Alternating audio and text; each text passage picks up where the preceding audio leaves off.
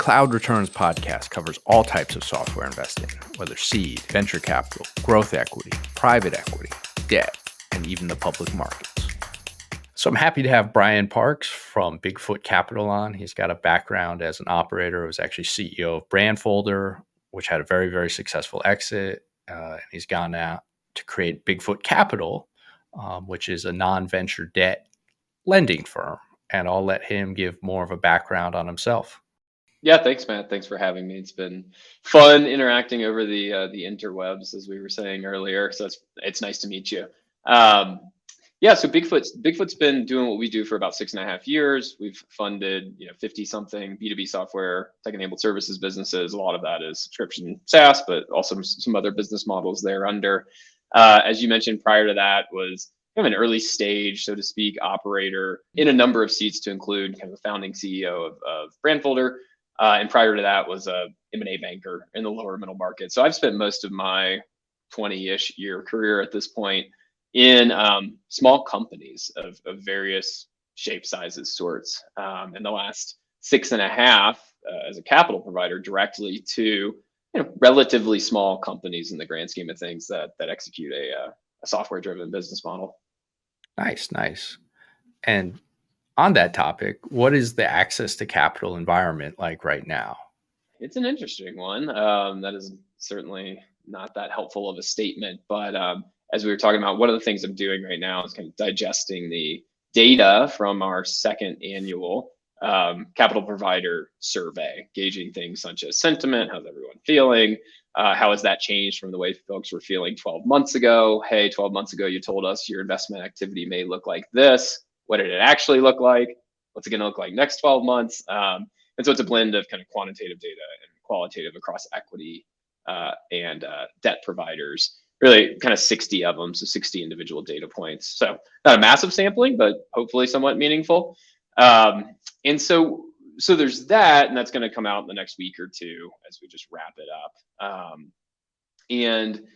Let me speak, I guess, in addition to that. I'd say one thing that we continue to see happen in our segment, which are $2 to $15 million kind of top line B2B software companies, really kind of centralizing around, call it 4 to 7 and 8, is that capital still flows to those types of businesses and assets. Now, not necessarily to all of them, of course, but we see various, debt, venture, even private equity and strategics still, I think, of how the kind of payoff activity that we've seen even within our portfolio over the last 15, 18 months.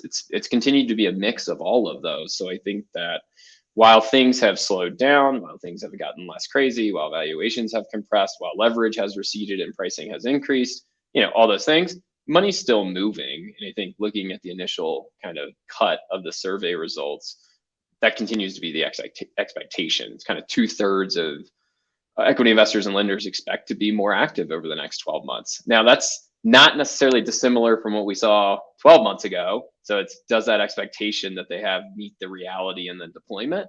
And so I think it probably got like 2/3 there over the last 12 months, but it's even things like, hey, if we hit a floor with banks and their, what's going on there, and are they going to start being more active off of that floor? I kind of think so. And even just in a lunch with 4 bankers over the past couple of weeks, and feels like there's activity on the lending side of things within these banks. And have you noticed any disconnects after Silicon Valley Bank failed? I'm not sure it's disconnect. So what's it been? 4 months? I think there was, it's not that if we remember when COVID first came online, it felt like there was like a 4-week pause of digestion of that, which of course we lived through much longer than 4 weeks, but and then things just started going. Now that got manic, I would say. So I don't think it's going to be that necessarily, but I think there's still activity happening now, but you have to segment that pretty broadly of, if we're just focused on tech, okay, who are the banks doing tech lending beyond SVB, beyond Signature? First Citizens is still active with SVB under their banner. Signature is now part of Customers Bank, that tech team. You got Bridge still doing their thing. PacWest is actually active in a different format than I had previously seen them, which I found a bit surprising. And then there's other banks that people have never heard of also directly lending to software companies, even if it's not in volume. Non-bank lenders also saying that they're going to be more active. We've seen more activity. We're a non-bank lender as well. Seen more activity in the market.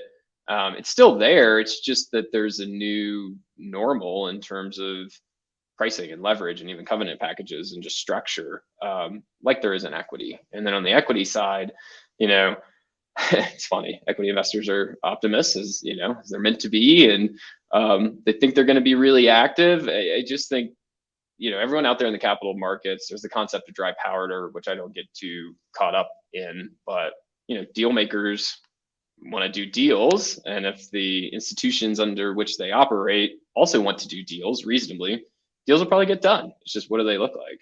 And have you seen a pickup in terms of unique financings coming your way? Because I can imagine with some of these disruptions, all of a sudden you kind of get a different inbound flow to a firm like yours.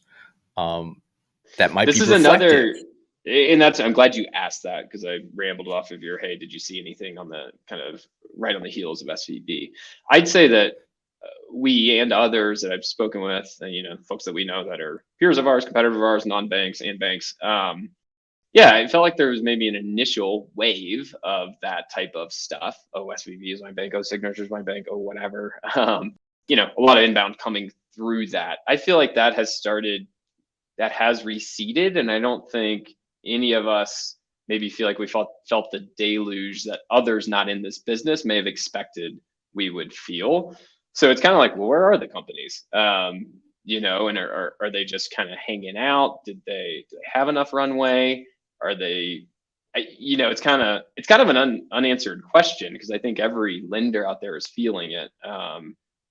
We expected a good chunk of volume from that, and we got some volume, but maybe not as much as we expected, which could also lead to underperformance relative to the deployment expectations, as some of the things we're seeing in our survey. But TBD, I think what we've been seeing in the market for a number of months, probably even predating SVB. It's just, and I've written about this. I'm not sure how much actual venture debt activity is happening because of the receding of venture equity raises, right? Which are directly coupled. That doesn't mean, some venture debt deals are getting done because equity raises are getting done. Some of them, not the volume it was, and you can see that in the data. But so what other types of financings are getting done? We're a non-venture debt lender, as you mentioned, just to say that we don't, our capital doesn't come in, I don't think it ever has, directly alongside a venture equity raise. And we just underwrite differently as well. But a lot of refi activity, that's what it is, right? So you say, where are we in the capital deployment and lending cycle? A lot of lenders had a lot of activity, as did equity investors, 2021 through pretty much through 2022, with a decline in the second half of 2022. So a lot of those companies that took those loans, dependent upon the structure, of course, but a lot of that stuff starting to amortize. And as companies have to actually repay the loans, not just the interest on the loans, it starts to bite a bit harder. So understandably, companies are interested in not having that be the case. The incumbent lender, oftentimes, who has a portfolio, can only do so much. You can't say yes to everyone. You can't just kick out principal payments all the time. You're probably not really lending if you're doing that. So there's just a lot of that trading of lenders going on in the market, I feel like, which is different than equity investors. You don't trade equity investors in and out, right? You got to find new ones once your existing ones are tapped out. And that's obviously been quite challenging for a lot of companies. For sure. And then I always like to cover something tactical. And then there's always all of these, self-taught founders out there, literally figuring this stuff out by themselves. And 95% of the industry does not have venture capital, right? But let's say you're interested in getting a loan from Bigfoot Capital, raising additional debt capital to, grow your business. What are the table stakes, right? How would you go about raising money if you were a non-venture backed software founder, right? How long does it take? What do you need in place? Do you need a data room? Is it relationship driven? Do you run a process and talk to 10 versions of Bigfoot? Yeah, I think all the last three things you mentioned are good things, generally speaking, when forming capital. So you should think of it as a process, of course. How are you going to show up adequately prepared, right? Any capital provider, be it equity or debt, I don't want to use the word skepticism necessarily, but it's their job and responsibility to vet companies thoroughly. So put yourself in a position to excel at that, right? Remove risk throughout the process. Again, it is a process. Understand kind of each lender themselves, and try to understand the broader market as well. So it's a full-on act that I think, yes, it takes some time, it takes some commitment, but you want to show up prepared. That's how I view it, and think that it's going to take some time, right? It's not going to take TBD how long it takes, but that also is dependent upon how you show up. How healthy is your company? What is your ask? What kind of plan are you looking to execute, right? How much capital does that require? All of those things. So show up with a plan, test the market, have conversations, and expect that it'll take some amount of time and effort to get done. Okay. And like some amount, like 6 months, 3 No, months? I mean, yeah, maybe 3. I would ballpark 3, because I think you're going to learn within that process as an operator. You'll probably hear it more than once from more folks that something is missing in your data room. If you have a data, you don't have a data room, why don't you start a data room? Oh, I feel like I've answered this thing 3 times already, and I'm probably gonna have to answer it another 3 times. If I'm having a number of conversations, I should probably, institutionalize that, so to speak, on my end as the operator. So I think it's just, especially if you've never done it, right? It's a learning process. It doesn't have to be overly cumbersome. I think my thing is embrace it, right? Bigfoot capital, unfortunately, is not all my own capital, of course. So, I think what I've always tried to do is understand how we show up to folks that I'm pitching to have capital to allocate to the types of companies we work with, and show up as strong as we can, while realizing that we haven't been doing this for 30 years. Where are we weak, or where are we perceived as possibly weak and risky, and how can I cut through that, right, by showing up the best I can as an operator? I guess like you touched on it a Because it little builds bit, but trust, right? It shows who your counterparty is going to be and how they may operate in a go forward relationship, rather than just being kind of blasé about things. For sure, for sure. And I know we touched on it a little bit, but like, could we go through Bigfoot's like kind of core investment criteria, like loan size, Yeah. typical revenue size, all of the basics, so someone can kind of get a handle on like, am I at a stage where like debt capital is possible for me? Yep. Yeah. So for us, we're kind of squarely in the $1 to $5 million facility size.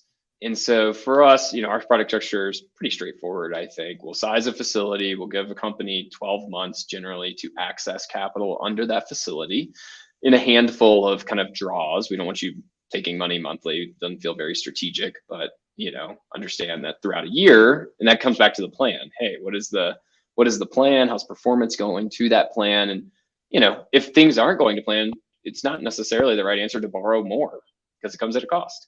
So 1 to 5 million, 2 to 15 million type top line B2B software tech enabled services businesses. And we'll come in, we don't have to put in $1 million day one. So we could put in $500,000 on a slightly larger facility. Now growth will likely have to occur to unlock the rest of that facility. But most of the companies, historically speaking, at entry, when we enter with our capital, have been cash burning. And it's just, maybe that changes from the way it has been in our 6.5 years of operating, but it's just, not companies haven't been optimizing for that. Let's just say, should they optimize and orient more so for that than they have in the past? Probably. And I think, there's been a lot said about that, obviously, in the markets over the past 1.5 years. But yeah, I mean, we're very easy to find and talk to and approach, and spend 20 minutes determining if it could be a fit that justifies kind of taking an initial look and running our process, or if not, and where we may be able to point someone. Great. And then like in terms of cash flow, Yeah, sense would be moderately cash flow negative. Reasonably cash flow negative, right? So, again, so we're the 3 buckets, fundamentally speaking, that we can, let's just say, run models on: revenue, operating efficiency, and then kind of capital resourcing. So revenue is going to be how much is there, what's the quality of it, is there concentration, what are all the, and you can apply SaaS revenue quality metrics to that. Operating efficiency is, how's this thing running from beyond the revenue from a pure P&L standpoint, and pairs with the capitalization. How are you showing up? You're showing up bootstrapped. Have you raised $30 million and you're doing $2 million in revenue? It's probably pretty hard for us to think you're going to flip to something very efficient. And there's a big pref stack to clear there that's going to make it challenging to, is really reduce your optionality, unfortunately. So it's just kind of trying to understand the whole story. And then it's looking forward of, okay, well, where are you trying to take this thing? How much capital do you think that requires? What's it being deployed into? Are we the only ones? Is there other capital coming in? If so, when do you think that's happening? And that gets back to relationship. It does take a willing counterparty who wants to engage with that process and understands that, hey, look, we're trying to have something that is, somewhat at least medium term lasting in terms of our relationship and scalable, right? If we grow you from 1 to 2.5 to 4 to 5 in terms of capital deployment over a course of a few years, that's what we're really trying to do. We're not just trying to book a loan and move on and book the next loan and book the next loan in some volume driven format. For sure. And two other ones, because someone might be able to triangulate it, might not, like kind of as a multiple of revenue. Yeah. What are you lending? So we're in the 3 to 6x MRR. And when I say MRR, I really mean monthly revenue, because there could be, could monetize it various ways, and we'll give credit to something that at least feels recurring or reoccurring. But kind of 3 to 6, so quarter turn to half turn on annual revenue is where we've historically operated, which is certainly beneath some in the market, but that's where we are. That's where we're comfortable, and it comes back to I haven't said this specifically yet, but we definitely don't want to overlever companies. We think that's very dangerous, especially for companies that are still relatively small at the end of the day on the revenue side and not generating material cash flow. That's just dangerous, and it reduces the optionality. Like I was saying earlier, if you show up having raised $30 million and you're at $3 million in revenue, it's tough to exit that situation in a good way or economically positive way for stakeholders. So we never want our debt to reduce optionality. Yes, we think it should drive some operational discipline, which we think again is kind of a net healthy for businesses. But I didn't touch on that point earlier either. One of the other things we've seen in the market and talking with lenders like us is there's companies out there that if they showed up that may have been overlevered, right, over the past couple of years, and they show up overlevered, it makes it really hard for some other lender who may be interested in the business and like the holistic story to do anything other than potentially a straight refi, which doesn't really do much necessarily for the company. So I think there's a lot of learnings there, possibly on the operator side, that more is not always better just because you can get it, because it can put you in a tough spot. And are these like overlevered companies coming out of like lower middle market private equity, or just like venture funding that just kind of underperformed plans, so you kind of fell into being overlevered as opposed to strategically overlevered? I think it's probably a mix of both. I'd say we see directly less of the former of highly levered companies that private equity firm bought in an LBO format or something. I think there's probably plenty of those. It's just not in our deal flow. We're probably a little bit beneath that where we play. More so, private equity is going to be taking companies out of our portfolio that reach a certain scale. But yeah, I think the venture debt aspect is part of it for sure. That next round that was meant to happen didn't happen or hasn't happened yet. Maybe a decent chunk of debt was put on the business, thinking that would happen. Valuations have obviously gone through what they've gone through. I think there's that. And then, even in the non-venture debt world, there's other types of capital, folks that do what we do, fintechs that have come online over the past few years, what have you, where companies just show up and you look at the balance sheet and it's like, that's just, unfortunately, we can't do anything. Okay. Yeah, that's good to know. There's so many dynamics, and I'm sure you guys see a pretty wild mix of companies at times, right? With the scope you cover. And then that kind of transitions to a similar question. And I've seen it in your takes on LinkedIn and in other mediums, was that in general, you find a lot of people are frivolous with equity. Yeah. Could you kind of elaborate on that and expound on being frivolous with equity? Yeah, I think it's my uh, pre-qualifier there is I'm not anti the selling of equity in the life cycle of a company, right? And so it comes back to that. Well, I'm anti-frivolity with equity, so it's kind of and of course, even as a lender, we want folks to show up who really cherish, so to speak, their equity, in a reasonable manner. There are times and places and within a company's life cycle to sell equity in service of some future outcome or growth profile. But I think the counter of that is just the megaphone that VC has had on arguably potentially impressionable, less educated, less experienced operators. Twitter, TechCrunch, all of this is just a big echo chamber that led a lot of people over the past decade, probably not even just the last 3 years, to go. One, they had the ability, sometimes unwarranted or unjustified, as we're seeing in the market, to go raise that equity and sell it. And that was a ring the bell, celebrate that. And sometimes it should be a ring the bell, celebrate that as a real company milestone. But I think it was just too much of a North Star and a hallmark of success to go sell equity.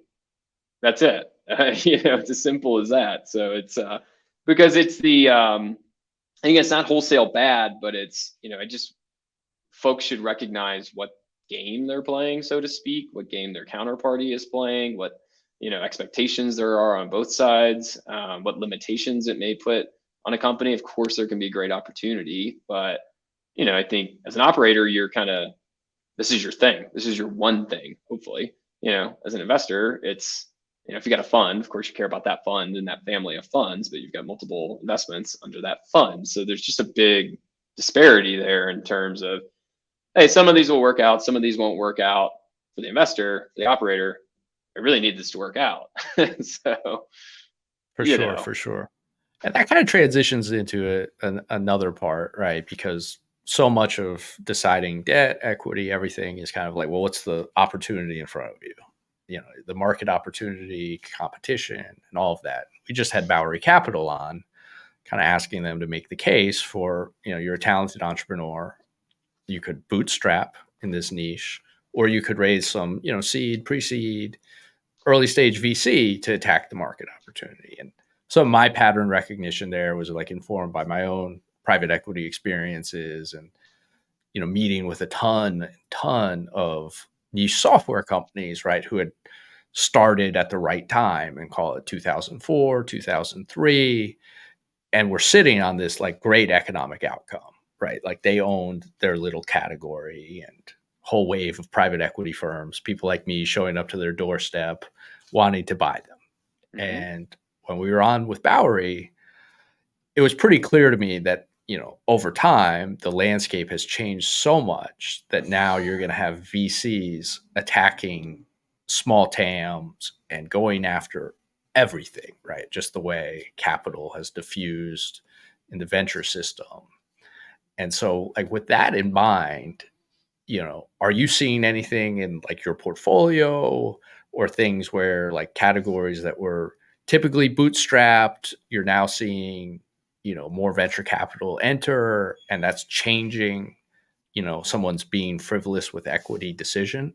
Great question. I know you kind of clued me into this, prior to us hopping on here, and I kind of wrote you back something quite for rapidly, sure. which I'm failing to totally remember what I wrote back to you, as is normal for me. So I think I wouldn't say that I can directly point to verticalized software within our portfolio that has seen some, recent massive influx of venture capital. I believe in the theme that you just, conveyed, but I think probably what I wrote to you was, yeah, okay, that's fine. There's probably a lot of good opportunities to go and try to fund a winner in a, niche vertical software space, right? So VCs want to fund winners, right? Market takers, market owners. So, but there can only be one of those at the end of the day, let's just say, especially in a small TAM. So I don't know. Are you trying to be that? Maybe you feel like you're trying to be that. Maybe you're not trying to be that. Maybe you're trying to be bought by that. Maybe you're, by that winner. I just think it's such a founder operator driven. It's an operator driven question for me. It's kind of like, what are you really trying to do here, right? I mean, what's your justification for, if someone is pitching you to take their money and it's in a VC format, do you understand what path that may put you on? Do you understand their expectations? Back to what we were saying earlier, is that the path you're trying to be on? Is that the path you're trying to be on right now? Are you feeling market pressure because now three other companies have already been funded? If they've already been funded, are you gonna, what's gonna make you be the one to pass them if you take that venture capital? Sometimes it's the tortoise and the hare a little bit. If the tortoise can survive and not get squashed, and I think you give yourself potentially, not to go too far into this analogy, the opportunity to be the hare at some point, right? You can't go from being the hare to being the tortoise, because that's not what you signed up for when you took the money, the venture money. So that's perfect. Yeah. All right. Oh, it's worth asking. What do you think? Yeah, I mean, it's just, I just think it's so. I kind of came from, started with a very distressed, structured background. I was a first fund of Ares in the private equity group, right? And everything we did was like highly structured, and just you're incredibly lean with capital, right? And so as I've moved through my career and gotten more exposure to growth and, being liberal with capital and, really going for it. Right. But and when I was doing my investing in private equity with a partner, we bought 2 SaaS companies. Right. The idea was always being like very, very lean with capital. Right. And preserving that optionality. Yeah. And I would say, all of these founders and CEOs I met, businesses we tried to buy, right, I had firsthand experience of like how they benefited from that optionality, right, that they were sitting there with a range of options, nice SaaS business with 5 million of EBITDA, right? They could totally decide what they're going to do, right? And there was very few of those situations we encountered that had raised venture money in any form. Now, I don't know if there's anything to make from that, but my inclination has always been towards like the bootstrapper and the capital efficient. So that's I'm heavily biased that way too, right? So everything I just told you comes with a lot of bias, right? Which is a large reason why I started Bigfoot in the format that we started it, right? And just even the M&A deals I did at the beginning of my career were lower middle market M&A, not even within tech. So, but I think those are really good outcomes if you can sell a business while retaining a decent chunk of ownership for, $25 to $100 million, and have that be a good outcome. Yeah, because you can do that and it's not a good outcome as well if you have for sure capitalized in a certain way. As you said, it gets back to the operator, right? Like if you are able to brace that pain of bootstrapping, right? Like a growing cloud ratings here and have plenty of resources, but we're doing it in a very lean way, right? Yep. And you're asking Asana for a coupon to get 6 free months, and we're doing a lot of work on Upwork, right? And to someone who might have had a different career path, right? Like working with no resources just feels horrible, right? Like they want a team, kind of a morale and excitement, a rate of progress that like bootstrapping doesn't always offer. Right. So, yeah, absolutely. And I think so we all have our biases. We all have our kind of swim lanes and own experience and comfort levels of, how to operate a business and go about growing it. But I think over indexing to any of them wholesale and not recognizing, hey, maybe I did it this way for a while, but maybe it's time to do it that way. Or maybe the market is going to dictate that I now do it that way. I think that's what we should all be attuned to. That's a good point. I don't know if you'd be willing to talk about this, but I know you cross-referenced it a bit with like understanding your counterparty, understanding their motivations. And I would kind of like to understand like Bigfoot from like kind of like if I were to be an investor in Bigfoot, like, right. What I've heard is, you're lending, 3 to 6 times MRR, which 0.25 to 0.5 annual revenue, right? And a lot of data we've seen is that, even for these lower middle market companies, they're worth 4 or 5 times revenue. right? Right. So from like a credit support perspective, right? Like you're underwriting at an incredibly conservative basis, right? So I would think like this is a great lending market, right? If you're getting compensated in any way on the risk you're taking. Yeah, I mean, I'd say kind of 6.5 years in, it's gone well. As we've built the business, alongside building our portfolio, right? So, and we've taken a very prudent, bootstrappy path ourselves, right? And we're a company, we're a lending business. We're not a fund. We don't go and raise fund one, fund two, fund three, fund four. What we're trying to do is run a nice, performant, efficient lending business in our space. Keep doing that for a number of years, and again, back to optionality. Gives ourselves, the thesis all along was, hey, there's gonna be a lot more of these B2B software companies, some of which will raise venture capital, but many of which will not, maybe over time. And I think we're starting to see that now. Maybe many will choose not to. Still, many will choose to. So how are they going to be funded beyond angel and venture money, right? Venture debt it's been around for a long time. So, it was that thesis of, there's a growing TAM there, so to speak, which I still believe there is. And if you can figure out how to underwrite these things, and really point yourself at, frankly, credit first and growth second, that's going to be something that's interesting to someone at some point. Someone with a bigger balance sheet, someone with more infrastructure that can plug you into some other origination engine, and just say, go.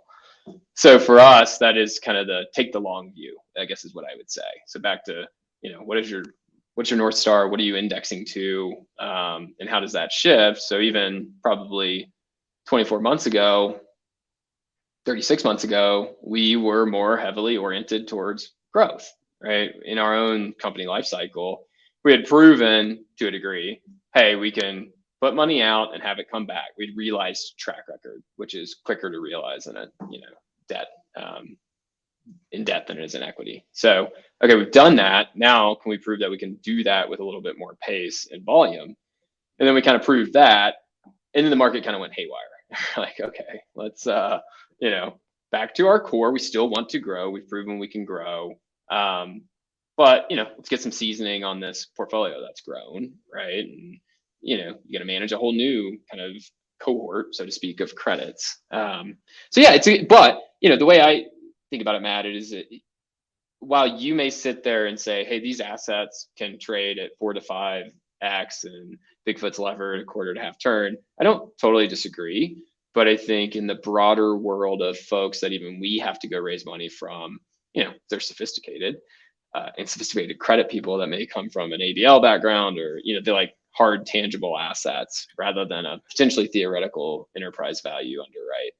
There is something to be bridged there, even if you can show a bunch of data that says that validates what you just said. And that's where I was saying earlier, liquidity continues to flow, right? And I think that's part of what folks that don't spend their time in this space, call it lower middle market software, don't fully appreciate that. Hey, there's PE chasing these assets earlier than they ever were. There's micro PE, there's platform plays, there's distressed buyers, there's venture, there's strategics, there's family offices, there's searchers, there's a bunch of capital. And I do recall this, right? When we were raising money for our private equity deals, right? It was just me and a partner. And so we were micro PE, fundless sponsor, what do you want to call it? And, you approach a variety of people, right? And this was SaaS in 2010, 2011, but a lot of the sociology of this is still the same, right? Where in our circles, our content circles, Substack, everyone's like, oh yeah, 7 million ARR. The thing's killing it. That's great. Yeah. And then you talk to someone who's like a telecom executive or something. They're like, this is a tiny business. Like that's tiny. Yeah. And so I can see some of the disconnect and the opportunity for you. And then just one last thing, both for like entrepreneurs, then I guess relating to the Bigfoot business models, you do not take any warrants. That's right. Kind. Yeah. Never taken a warrant. Both somewhat philosophical and back to the origin here of, hey, look, we're going to provide some capital and we expect to be compensated for it. And, we have to be if we're going to go and run this business and run a P&L, but we're not here. We're your lender, right? So back to preserve that equity for the folks that should have that equity, to include yourself and your team. So yeah, we've never done that. And, part of it is also just kind of, hey, what our own business model, and you can't eat warrants until you can. So, And I imagine it makes your like deployment cycle and transaction process so much easier, right? I think so. Yeah, exactly. And especially maybe in this market environment, there was a period of time, look, we lose deals and we're maybe a little bit higher on the yield than someone who's going to have warrants in their return mix as a lender. Warrants were like viewed as nothing for the past few years, right? And we get why, but I think maybe that's not necessarily the case anymore. Makes sense. Well, we've covered a good bit here. I want to give you an opportunity to plug yourself. Like, let's just say you want entrepreneurs to know where to find you if they're looking to raise money. Where can people find Brian Parks? Yeah, bigfootcap.com, calendly.com/Bigfoot. Brian Parks, CFA on LinkedIn is me. Bigfootcapital.substack.com. So awesome. Any of those. I mean, I think it's, I love talking with operators, right? And seeing if we can be directly supportive with capital. And a lot of times that's not necessarily the case, but if we can, make a new relationship and be indirectly supportive, that's always great too.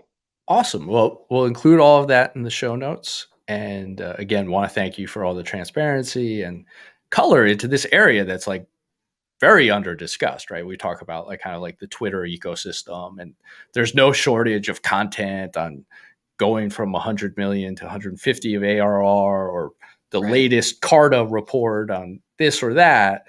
You hardly hear anyone ever talk about like the debt side of things. It's like this silent industry. Yeah, it's just kind of like, not interesting, maybe. But I do think, and again, I'll just wrap it with, we spend a lot of time educating, doing our part to try to educate, but I've got like 500, 200 followers and like 6 people see my tweets. So I'm not doing it there. I'm not getting any lift there. But we've seen, I think there's less of that required. And so I probably sit here and discount it. It's like, are people already educated on this? But the fact is, no, they're not. And I do hear that somewhat regularly. So I think it's, thanks for having me on. I'm always happy to try to kind of spread the word and help people be informed.